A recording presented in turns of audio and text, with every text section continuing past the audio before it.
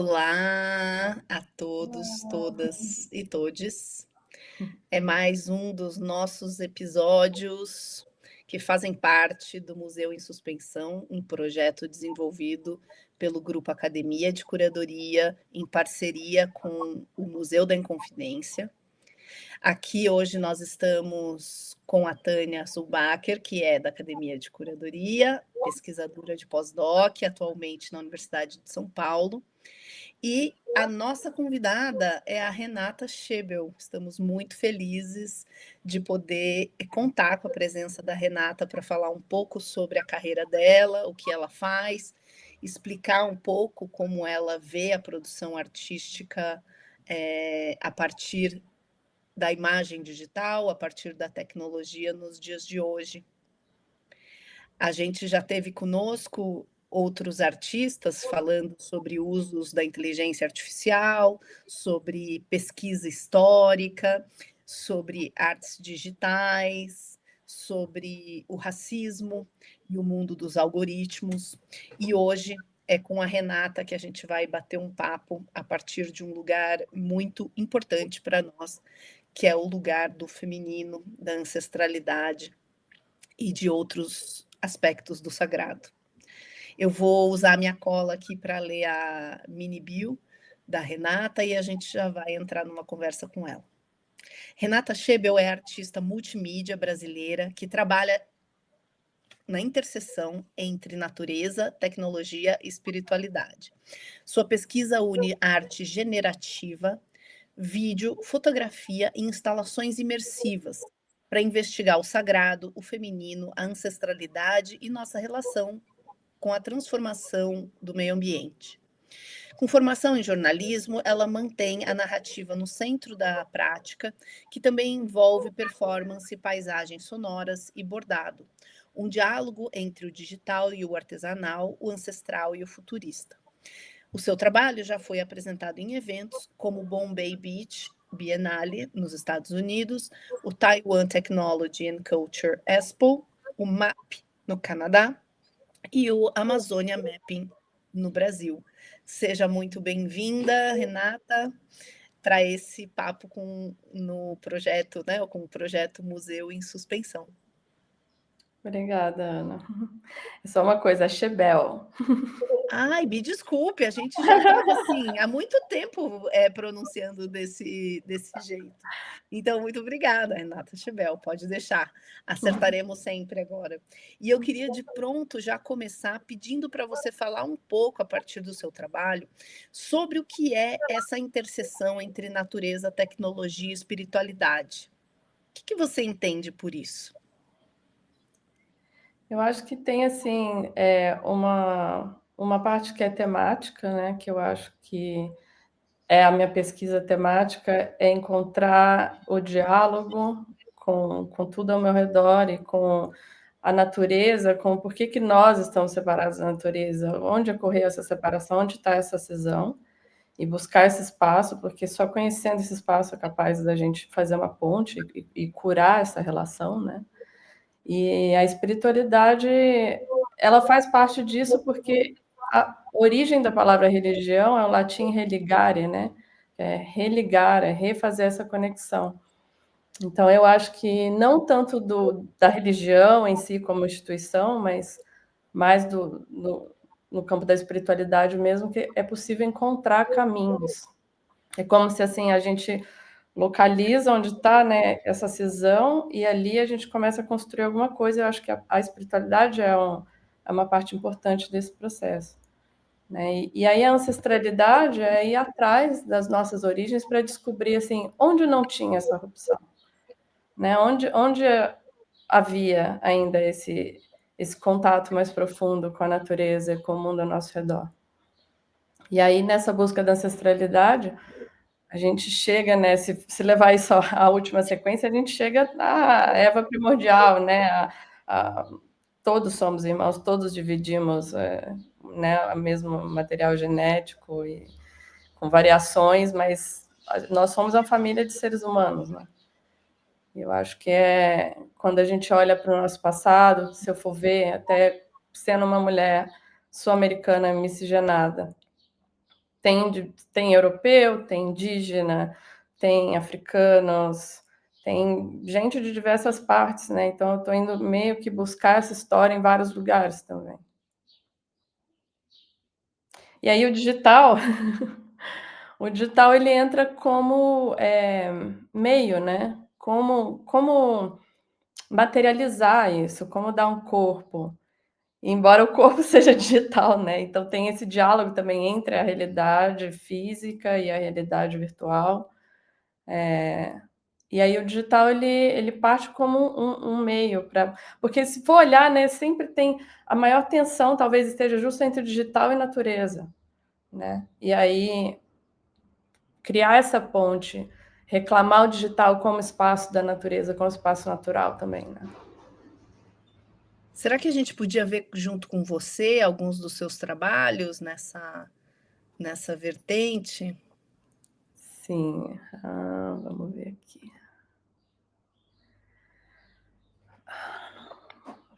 Eu trabalho bastante com inteligência artificial, né, fazendo tanto imagem como vídeo, desde 2022, então eu estou explorando estéticas diferentes em ferramentas que são consideradas vintage, assim, no meio da AI hoje, né, porque usa-se muito esses geradores de vídeo hiperrealistas, ou partir de imagens, né, que já existem, mas as técnicas antigas de AI, como text to image ou text to video, elas eram menos, elas eram mais sujas, mais descontroladas um pouco, sabe, mais cheias de possibilidade, assim, eu diria. Mais alucinantes, talvez, Renata? Eu acho que tinha um pouco mais de alucinação e aí ficava num lugar, assim, mais interessante, que era um lugar de uma alteridade também, de realmente uma outra inteligência muito diferente, que vê as coisas diferente e parecia mais uma coisa, uma parceria artística, sabe, com essa ferramenta. E através dessa ferramenta era possível expressar coisas que eu não tinha expressado antes. Então, tem esse vídeo que eu fiz, que é o Nature of Movement, que ele foi um vídeo todo feito com text to video. A trilha também foi feita com inteligência artificial. O poema, foi um diálogo que eu tive com inteligência artificial, mas que eu gravei com a minha própria voz. Eu vou botar só um trechinho curtinho, tá? In the dance of life, all things ascend. Waves greet the shore, then swiftly wend. Enfim, queria mostrar só um trechinho desse aqui. Meio que na observação, esse vídeo sobre a natureza do movimento, sobre observar como que as coisas estão sempre em fluxo, sempre mudando na natureza, que também a gente está assim, né? E que aí está uma chave. Peraí que eu não estou conseguindo voltar na página. E aí já no campo da espiritualidade tem esse projeto, que foi um projeto que eu fiz em colaboração com o Igor Marota. A gente fez durante uma residência artística em Taiwan, de arte digital, em que eles pediam que a gente fizesse uma instalação imersiva, e aí interativa também. E aí a gente criou essa ideia desse templo dos reflexos, o Temple of Reflections. Durante um tempo que a gente esteve em Taiwan, a gente já tinha uma ligação com o lugar, o Igor já tinha ido algumas vezes, mas eu pesquiso há muitos anos cerimônias de chá e espiritualidades orientais, né? E aí, quando a gente foi para lá nessa residência no Pier 2 Art Center, em Kaohsiung, que é uma cidade litorânea no sul de Taiwan, tem muitos templos lá e tem um convívio muito interessante entre os budistas, os taoístas, uma filosofia do confucionismo que perpassa todas elas, e a espiritualidade local, assim, das pessoas ali também, dos deuses do mar que eles acreditam. Então tudo isso não está competindo um sendo um contra o outro, tudo isso se encontra num templo só quando você entra em Taiwan. No mesmo lugar você vê uma imagem do Confúcio, um Buda, uma Guanin e todas essas outras divindades locais deles. Assim. Eu achei isso muito interessante porque tem uma coisa um pouco disso no Brasil também, né? De ter um sincretismo. Então a gente criou uma entidade baseada em todas essas correntes filosóficas e espirituais de Taiwan, e essa entidade, quando você entrava no templo, você se via refletido na parede, essa parede aqui, como várias dessas divindades. Então, como Guanin, como Buda, como Confúcius, cada uma delas simbolizando, né? A Mazu, que é a deusa do mar deles também. E aí, aqui nessa mesinha você conversa, né, com a entidade, e a partir da conversa que você tem, vão sendo criadas essas imagens nas laterais, elas vão trocando, né, baseado na conversa que está sendo gerada. E aí eu acho que foi uma vontade de criar essa via de mão dupla com o sagrado, sabe? Em que a gente fala e responde, que se materializa um pouco para a gente. Foi muito bonito ver as pessoas interagindo. Lá dentro elas entravam e elas, né, faziam uma reverência, assim, tratava o espaço como um espaço sagrado, de fato. Acho que eram esses dois um pouco. Será que a gente pode ver só um pouquinho para deixar Sim, para os claro. públicos, né? Sim.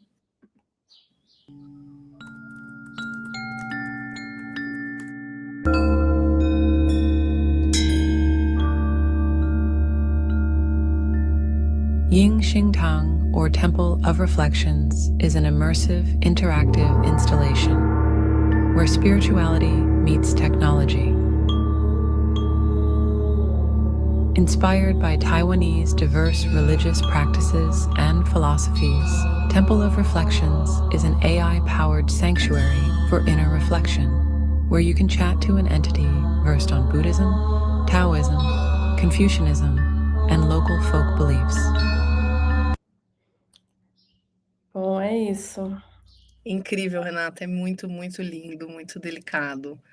E já aproveitando aqui, vou passar a palavra à Tânia, mas eu queria que você falasse um pouquinho, acho que é importante para quem nos assiste, né, sobre arte generativa, como que ela aparece no seu trabalho, né, o que que você considera aí que interessa ou não. Você já falou um pouco, foi muito interessante, sobre as ferramentas, né, vintage, do IA, né, a gente teve outros artistas que mencionaram também, como você, essa relação mais interessante com essas outras ferramentas. Inclusive, Tânia e eu, há pouco tempo, escrevemos um texto sobre inteligência artificial, a partir de uma exposição que a gente organizou com o grupo de pesquisa, né? E lá a gente entendia a inteligência como uma ferramenta. Agora, conversando com vocês, a gente já está entendendo a inteligência artificial nesse aspecto de cocriação, de parceria. Então, eu queria te ouvir um pouco, assim, a sua opinião sobre isso, experiência, né? Arte generativa, uma criação ou parceria com a inteligência artificial, etc. Eu acho que o que tem acontecido, infelizmente, é o que sempre acontece, é que as ferramentas de inteligência artificial para a criação de arte generativa, elas estão sendo muito guiadas pelas necessidades do mercado publicitário, né? Então, existe um afunilamento das possibilidades de estilos, né, que vão sendo criadas, as ferramentas mais novas, embora elas tenham, né, muita capacidade de realismo, elas não são tão boas assim em criar uma estética nova, sabe? Elas não alucinam o suficiente para trazer o novo, elas não têm entropia para beber, sabe? Então, é por isso que eu acho que quando a gente está falando do campo da arte, é mais interessante esse ruído, sabe? Esse ruído que nem quando a gente olha para fotos antigas e percebe o grão do filme, né? Geralmente as fotos que atraem nosso olhar, que a gente acha interessante, são justo a que o filme está falando, né? Que seria um erro, teria sido considerado um erro na época, mas hoje é o que é especial daquilo. Ou escutar um vinil, um disco de vinil, e é o ruído, que tem o som, dá um calor, uma textura, né? Então eu acho interessante para mim, assim, como diálogo com essa ferramenta, justo esse espaço onde ela dá uma saída do trilho, sabe?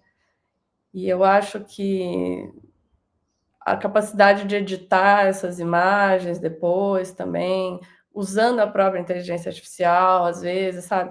É interessante, mas o problema é quando começa a ficar muito aquela estética pastelão, publicitário, que eu acho que pode até ter seu lugar em algum trabalho, em algum momento, mas ela não traz esse novo, sabe? Que eu acho que está justo na alucinação, né? Que é o ruído da inteligência artificial. Tem algum dos seus trabalhos que você gostaria que a gente visse dentro dessa sua defesa, né?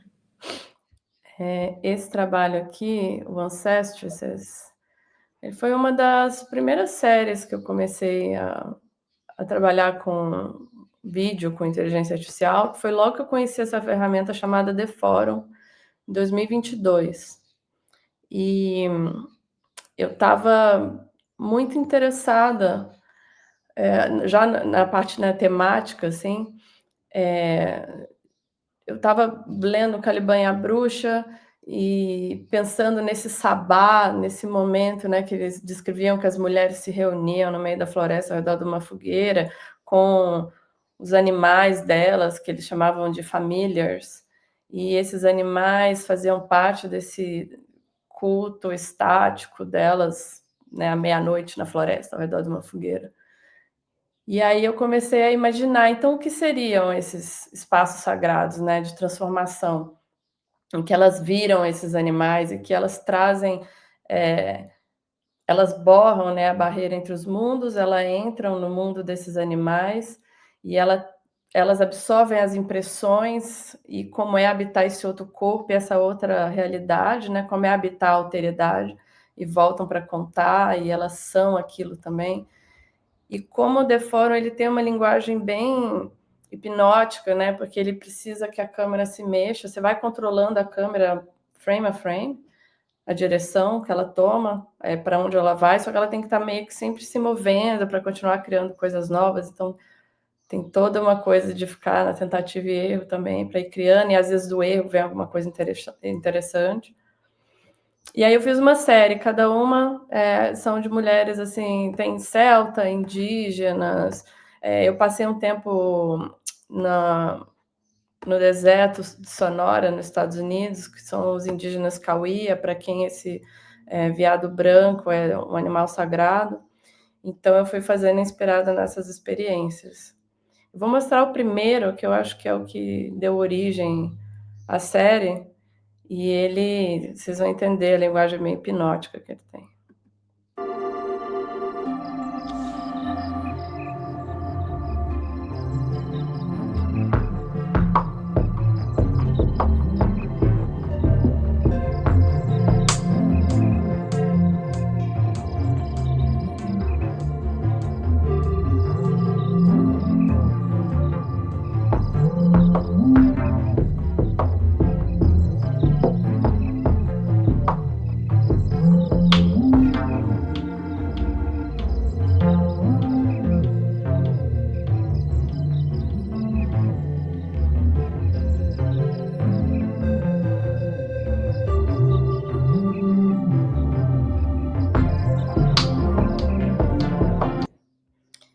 E aí eu queria mostrar um trechinho, esse aqui das celtas é bem legal também.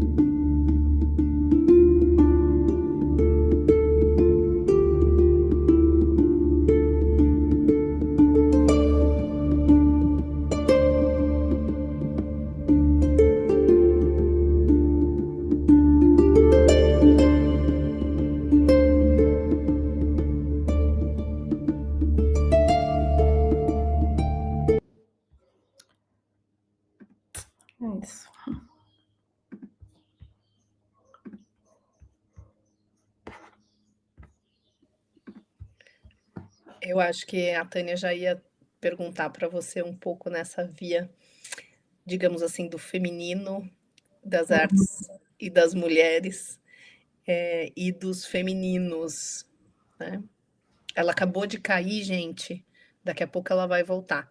Mas a pergunta da Tânia era no sentido da Renata falar um pouco sobre a recente, integração dela ao coletivo Multimanas, explicar um pouco sobre isso, mas eu gostaria de te ouvir de uma maneira ampliada, né, como é ser uma mulher artista nesse meio, né, trabalhar inclusive com temáticas, não apenas, né, mas que se também, permeiam as questões do feminino em num sentido ampliado. Você fala inclusive, né, que você desenvolve também trabalhos com o bordado, né, então o digital e o bordado, que a gente sabe que é uma prática dita manual, né, essa esse lugar, assim, do preconceito, né, entre as altas artes e as baixas artes, e que tradicionalmente é vinculado à história das mulheres, né, e onde esse bordado exercia também um papel de encontro entre elas, para a solução de muitos problemas familiares, pessoais, mas também políticos, né. Então queria te ouvir um pouco sobre esse lugar. Tânia, enquanto você caiu, eu pedi para a Renata falar sobre, né, o que você queria perguntá-la, que era o coletivo Multimanas, e também um pouco sobre o lugar da mulher nesse ambiente artístico. Bom, eu acho que infelizmente as Guerrilla Girls ainda estão muito atuais, né. O trabalho das mulheres continua a valer menos, uma vez que é assinado por uma mulher. E até dentro do meio de VJs, assim, né, a gente vê que às vezes tem orçamento para fazer um evento, um orçamento alto, chamam, né, os VJs homens. Tem pouco orçamento, vem orçar com as VJs mulheres, sabe? Como se automaticamente o nosso trabalho fosse menos profissional, fosse. É assim que as pessoas encaram, né? E na arte eu acho que infelizmente continua muito assim, né. Teve um trabalho que eu fiz, esse trabalho que eu quero mostrar, que é o Sintography, e aqui eu estava justo eu parti de um outro ponto, né, que eu parti de um ponto que eu estava tentando entender o que que a arte generativa faria com a arte, né, no geral, porque tem essa rejeição muito grande das pessoas com o que é feito por inteligência artificial, que é mais compreensível, porque a quantidade de AI slop, né, desse lixo de AI que cai nas timelines e farming, né, isso enfim, é um sintoma da sociedade e do meio, né, não tanto da ferramenta em si, né, do uso que está sendo feito dela, né. Mas o que que essa ferramenta realmente traz, assim, para esse momento da história da arte? E aí eu pensei, quando que aconteceu uma tecnologia tão disruptiva assim? Eu pensei na fotografia, né, que quando a fotografia surgiu, de repente, os pintores, os artistas todos ficaram revoltados, eram contra, porque é um absurdo, né, isso que eu estou aprendendo há tantos anos a fazer, que me leva tanto tempo, você faz assim num minuto. Teve essa resistência muito grande, demorou para a fotografia ser vista como arte, e hoje, no entanto, ela está aí e ela libertou a pintura, né? Ela libertou a pintura da representação, da obrigação da representação realística como o principal. E aí eu fiquei pensando, e levou a pintura até onde, né? Aí eu fui parar no expressionismo abstrato, nos Estados Unidos, nessa época, que eu acho que foi a hora que assim, a pintura explodiu, né? Não importa mais a realidade, o que importa é o que eu sinto, né? A minha emoção na relação com essa tinta e essa tela e esse momento, e como que eu vou expressar isso. E aí eu fui pesquisar pintura abstrata expressionista. E quando eu estava fazendo essa pesquisa, eu só via, né, os grandes nomes, era só o Rothko, de Kooning, o Pollock. Eu falei: "Cadê as mulheres nesse lugar, né?". E aí eu fui fuçar um pouco e eu achei uma coisa muito interessante que, as mulheres, às vezes, elas eram companheiras desses pintores, né? A Lee Krasner, grande pintora, conheceu o Pollock, inclusive, num show, numa exibição que estavam os dois juntos, que tinha trabalho dos dois. A Elaine de Kooning, que era esposa do William de Kooning, e uma pintora incrível também. Enfim, eu fui achando muito dessas histórias, eu fui colecionando o trabalho delas, eu criei um modelo de inteligência artificial, selecionando partes do trabalho dela que me chamava a atenção, né? Dei upscale nessas imagens, treinei um modelo, depois eu peguei da minha fotografia e voltei para a fotografia. Meu trabalho fotográfico com mulheres e com dança, com a Dança Medicina, o trabalho da Morena Cardoso, que ela tem um trabalho muito expressivo e emocional, né? Para tirar as amarras do patriarcado e para se expressar com o corpo, e que eu tive o prazer de fotografar. E eu peguei essas fotos e eu queria abstrair um pouco as identidades das pessoas nas fotos e trazê-las para esse campo da expressão só do sentimento delas. E aí eu passei por esse meu modelo de inteligência artificial, e aí eu criei esse trabalho que eu chamo de Sintography. Essas imagens, elas foram criadas em inteligência artificial e depois eu imprimi, eu queria dar um corpo para isso, aí eu imprimi essas imagens grande formato, e aí dessas imagens eu fiz o bordado, que foi para trazer para o corpo, né, para a criação física, da realidade física. E aí eu fiz uma performance também, foi uma instalação nesse espaço, e eu fiz uma performance bordando algumas das imagens ali mesmo. Isso aqui foi na Bombay Beach Biennale de 2024. E aí, mas essas imagens, ela é uma série infinita, porque a mesma foto, às vezes, né, dependendo do meu prompt, ele vai gerando imagens diferentes, né, a cor, a paleta, né, se é carvão, preto e branco ou não. E aí é um trabalho que eu acho que está muito nesse espaço de olhar para o feminino mesmo, né, que é o meu objeto de estudo, assim, tanto em mim mesma como fora, né, no mundo. Só ia comentar, agora a bola tá com a Tânia, mas que maravilhosa essa sua pesquisa, né? Isso coincide com um momento muito revisionista do expressionismo abstrato, em que as artistas mulheres começam a ganhar várias exposições, né? Vários museus estão fazendo essas exposições. Infelizmente, não é o que a gente vê acontecendo no Brasil. Esperamos que as instituições se deem conta, né?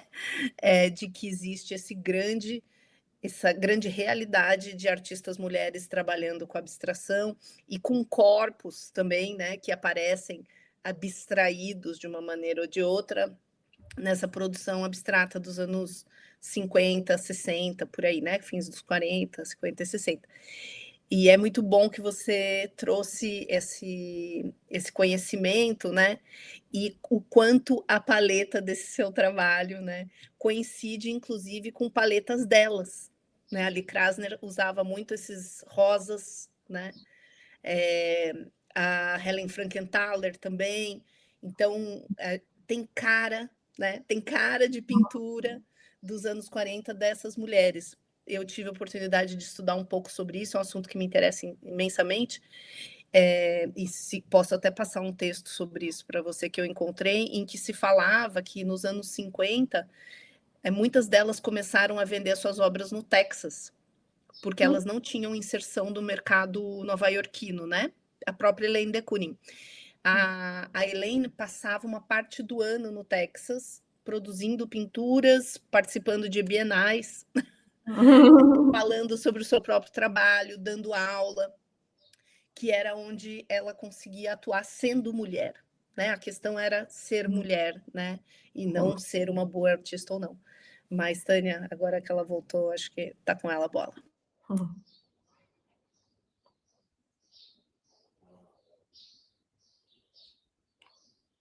Não estamos te ouvindo.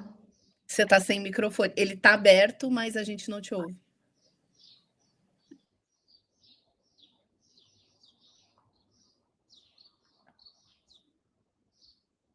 Não.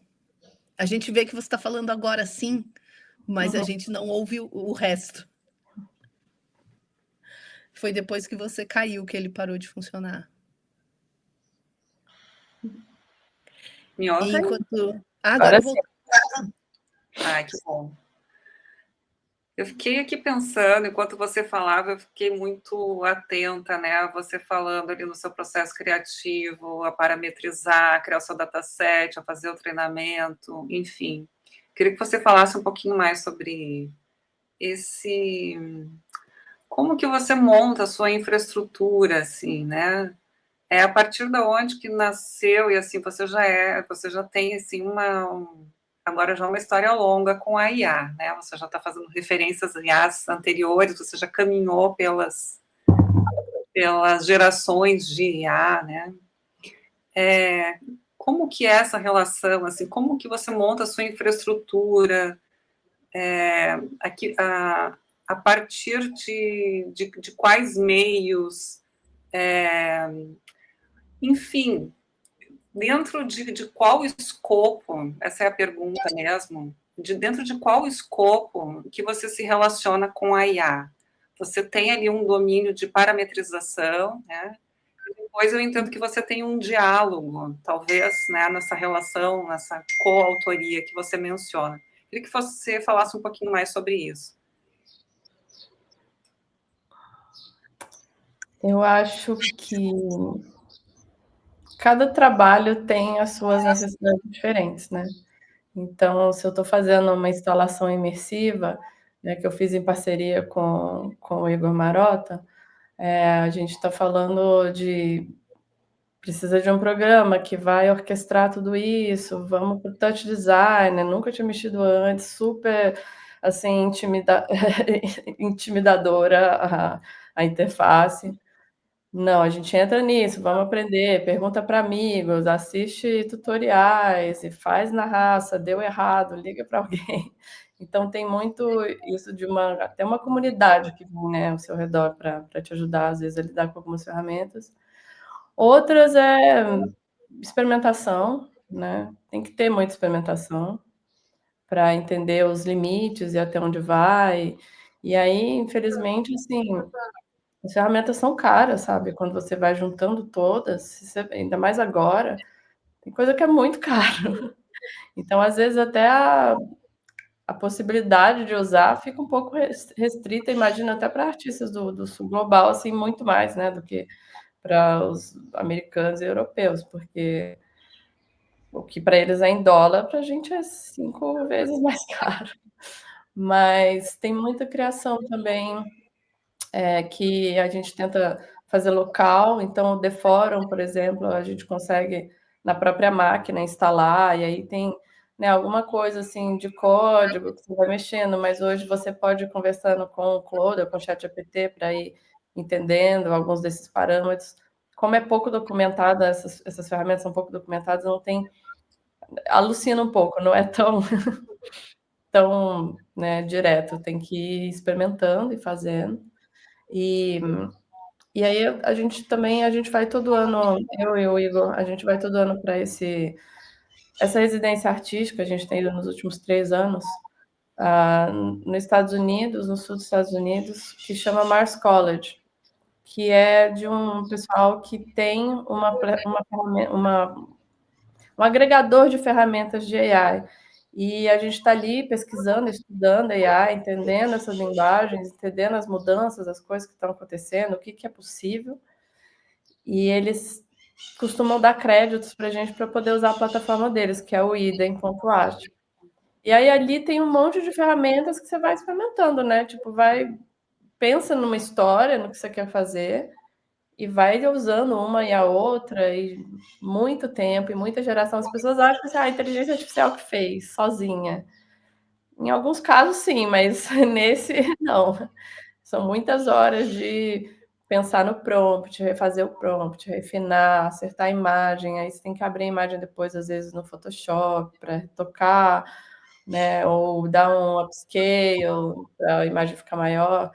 Então tem todo um processo com essas ferramentas, principalmente essas ferramentas mais antigas, assim como o Deforum, que, né, você vai, se eu quiser que a câmera se mexa para cá, eu tenho que dar o X, o Y e o Z de onde a câmera está, até keyframe, né? E aí vou usando keyframes, colocando tudo escrito manual.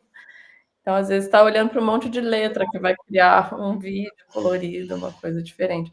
E aí é também essa coisa de achar pegar as referências, né? As referências que você tem, tentando imaginá-las juntas e criar esse prompt. Então, eu estou misturando vários estilos. Não estou pegando só, o estilo de uma pessoa específica. Eu não estou fazendo negócio igual o Van Gogh. Eu estou misturando o Van Gogh com fotografia preto e branco dos anos 60, sabe?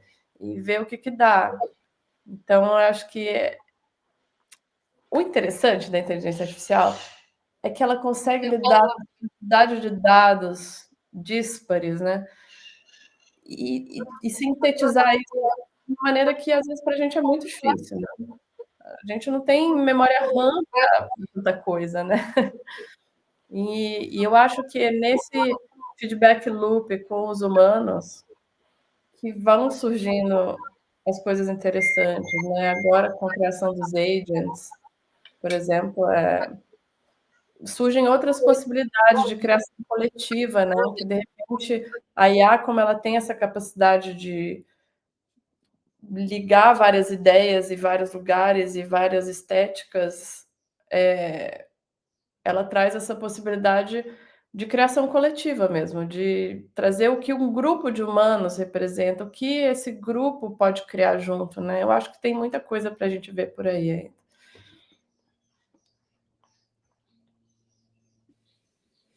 Agora, a gente estava aqui conversando nos bastidores.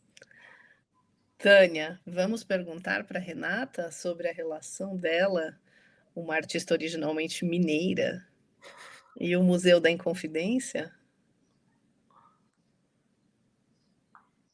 Abre seu microfone, Tânia.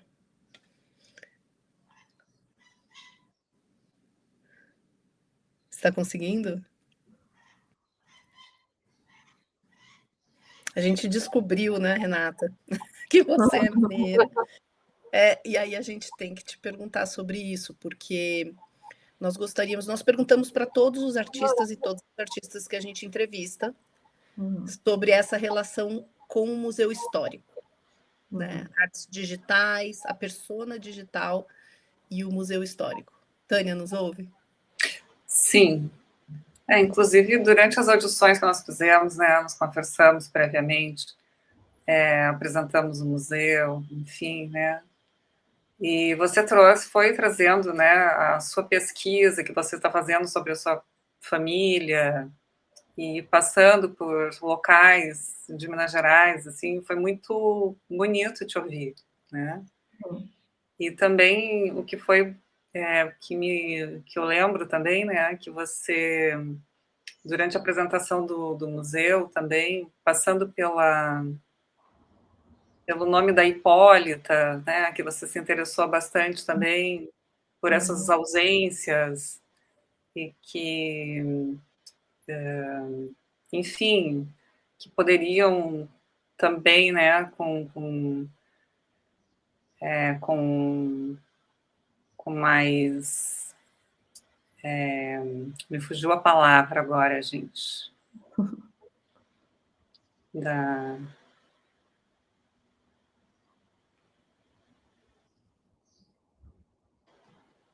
com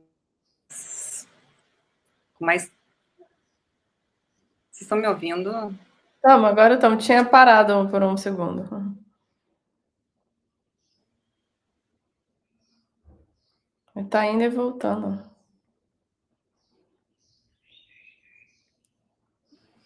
Abre de novo o seu microfone, Tânia. Ele fechou.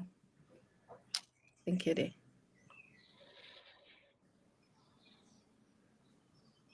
E eu preciso dizer que o meu também caiu. E a gente estava aqui nos bastidores antes de começar essa entrevista, conversando com a Renata e contando para ela que internacionalmente é um desespero nos congressos do norte. Quando a nossa internet falha, eles ficam apavoradíssimos. É como se eles não tivessem, né, limites, glitches na realidade tecnológica deles, ou como se eles não tivessem desigualdade, né, digital. Mas eu acho que era um pouco isso que a gente queria que você falasse agora, sobre a sua relação, né, com Minas. E se você... Agora você voltou, Tânia. E a sua relação com o museu, se possível, né? O que você podia sugerir, pensar, alucinar para esse museu, que é um museu de acervo colonial, mas que é um museu contemporâneo, né? Sim. Eu acho que, assim, eu tenho muito interesse por história e eu tenho muito interesse pelas ausências dessa história, né? Eu acho que quando eu entro num museu histórico, geralmente eu estou em busca de vestígios, assim, não da história dos homens importantes daquela época. Eu estou em busca dos vestígios das mulheres, né, dos empregados, das crianças, esses outros vestígios que às vezes são muito difíceis de achar porque o apagamento é muito eficiente, né? E aí foi quando vocês mostraram, né, aquele hall dos Inconfidentes e que eu fiquei pensando, né, e essas mulheres, e eu vi que, né, começou a ter um certo esforço em botar ali também, né, uma homenagem para elas, mas às vezes fica um lugar complicado, porque a destruição é material também, né, até a nossa vida material também é destruída, né, a nossa vida material escondida, precarizada, esquecida, menos importante, então não precisa conservar, né, acho que cartas que morrem no bolor sem a possibilidade de serem, né, colocadas num ambiente que vai preservar, porque não interessam, porque são histórias de mulheres, ou de lésbicas, ou de pessoas negras, que não estão ali, geralmente. E aí eu sei que, né, tem tido um esforço das instituições em ir atrás desses lugares, e eu acho que, pela ausência, às vezes, desses vestígios, é que entra a arte, porque é para apontar onde eles estão, né? Para emoldurar onde eles deveriam estar e não estão, para simbolizar o que foi perdido, né? O que foi esquecido, o que não está ali. Então, quando eu penso né, na história de Minas, especificamente, né? Minha família é mineira por parte de pai, baiana por parte de mãe. E a família mineira é muito difícil achar, né, documentação até onde, se perde em algum momento, mas eu tenho uma prima muito curiosa com isso também, e que ela foi atrás de descobrir as origens, assim, de gente, né, da terceira, quarta geração para trás. E aí, conversando com a minha tia-avó, já bem velhinha, ela contou uma história que eu achei, assim, muito interessante, que foi a história da Egina. E a Egina, ela é a avó da minha avó, né? Tá várias gerações para trás. Ela era filha de, acho que um homem muito rico, porque colocaram ela para estudar no Colégio Providência, em Mariana, que foi o primeiro colégio para mulheres no estado de Minas, um dos primeiros do Brasil também. Era um colégio de freiras que elas tinham um orfanato, e para bancar o orfanato tinha a escola, que era em regime de internato, para as garotas ricas. E ali elas estudavam noções de matemática básica, elas não podiam, por lei, estudar geometria, né? latim, piano, inclusive bordado era uma das coisas que elas aprendiam. E quando ela estava prestes a se formar, e isso numa época em que menos de 11% da população das mulheres, isso é meio dos anos 1800, menos de 10% da população feminina era alfabetizada. A maioria era alfabetizada em casa, uma parte muito pequena ia para a escola. Então ela estava nessa bolha de privilégio, e quando ela estava prestes a se formar, dizem que ela era excelente aluna, o pai dela tirou ela da escola porque mulher educada demais não ia arranjar marido. E casou ela com o que parece que era um viúvo, né, pelo que a gente descobriu, bem mais velho do que ela. E ela foi morar na roça. Tirou ela, né, desse ambiente urbano, da educação, da leitura e de tudo isso, e foi ser mãe. E ela teve, acho que 11 filhos. E um deles, ela colocou o nome de Gino, que era o próprio nome dela. E aí morreu o bebê com 6 meses. Aí ela teve outro filho, que ela botou o nome de Gino mais uma vez. E aí esse ela pegou e mandou para a escola do Caraça, que também era uma escola muito, né? Então acho que ela ainda tinha uma grana de família. E ela, de todos os filhos, esse foi o único que ela pegou e mandou para essa escola cara. E ela falou: não, ele vai ter a melhor formação. E eu sinto que era como se ela querendo viver através dele, né? A vida que ela não pôde levar adiante, ela queria dar para ele. Ela botou ele na escola de presidentes, né? Então, Arthur Bernardes estudou lá, Afonso Pena. E aí, quando ele tinha 12 anos de idade, ele morreu na piscina da escola. Ele levou, os meninos jogavam objetos, eu acho, dentro da piscina para ele pegar, e um dos meninos jogou uma pedra, acertou a cabeça dele e ele morreu. E era tão distante, né, sem telefone nem nada, ela nem foi ao velório, no funeral, e ele está enterrado lá, com o nome dela lá. É possível até hoje ver, assim. E aí ela teve mais outro filho chamado Gino, e aí esse ela que educou, falou, não, esse vai vingar. Ela que ensinava tudo para ele, e ele viveu até os 95 anos. Mas eu fiquei muito intrigada da história dessa mulher, cuja vontade era tão grande, né, que de se ver realizada através... A única possibilidade de se ver realizada era no homem, porque a mulher era propriedade apenas do marido, né? Então, eu acho essa história muito interessante. E cadê essas histórias, sabe? Cadê as cartas? Cadê esses vestígios, né? Então, eu acho que a inteligência artificial talvez seja muito boa para a gente criar essas personagens e até tentar recriar essa realidade. Assim como o trabalho da Maia, como ela chama? Tem uma artista incrível que tem feito... Maiara Ferrão? Maiara Ferrão, isso. Que ela faz esse trabalho, né, de recuperar a história das mulheres negras lésbicas. Então ela tem essas fotos como se fossem fotos vintage, antigas, de casamentos, né, de romance entre duas mulheres. É lindíssimo o trabalho dela. Eu acho que é por aí, assim, um pouco. A gente marcou com a Maiara também, né? Estamos esperando ela em agenda. Muito legal. O álbum dos desesquecimentos. É incrível, é maravilhoso. Né? E eu acho que aí nesse campo que eu acho que tem que ter um cuidado, né, de separar assim o factual, né, do artifício, né, mas não muito, né, porque também são as possibilidades que estão ali. Então eu acho que eles podem ocupar os mesmos espaços, né, e ter esse... chamar atenção para isso, né? Chamar atenção justo para aqui existe uma ausência, não existe mais, e aqui essa arte vem fazer essa cura, né, desse espaço. É muito bonito como você coloca isso, né? A gente está aqui também trabalhando na pesquisa com o conceito de fabulação, né? De preencher arquivos, né? Uhum. Com imagens e histórias que não estão ali, mas que deveriam estar.